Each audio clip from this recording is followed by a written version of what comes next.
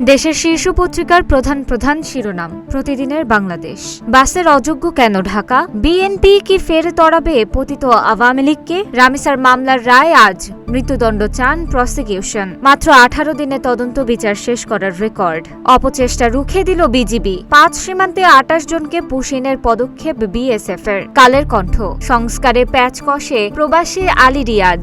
Final হারের হতাশা বাংলাদেশের। বিদ্যুতের মূল্য বৃদ্ধিতে কমবে রপ্তানি সক্ষমতা। খরচের চাপে শিল্প খাত। বায়ারদের চাপ ও দেশের ভেতর খরচ বৃদ্ধি। দ্বিমুখী সংকটে তৈরি পোশাক খাত। যুগান্তর, সীমান্তে কিলিং পুশিংয়ে বাড়ছে ক্ষোভ। প্রশ্নের মুখে ঢাকা দিল্লি সম্পর্ক। সংবিধান সংশোধন ইস্যুতে উত্তাপ ছড়াবে সংসদ। বাজেট অধিবেশন বসছে আজ।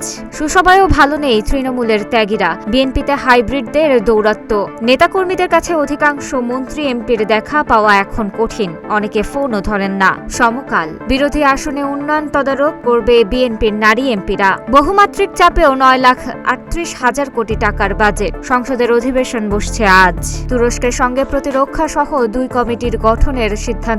ইত্তেফাক, টাকা বাড়লেও বাজেট বাস্তবায়ন হার আটকে আছে একই বৃত্তে। বাজেট বাস্তবায়ন হচ্ছে গড়ে 80 থেকে 85% মধ্যে। খুলনা মহানগরীতে 22 মাসে 83 খুন। বিশেষ অভিযানে 121 জন গ্রেফতার। ভারতের হেলিকপ্টার ও ড্রোন যেন প্রবেশ না করে। সীমান্ত বৈঠকে বিএসএফ এর যে বার্তা দেবে বিজিবি।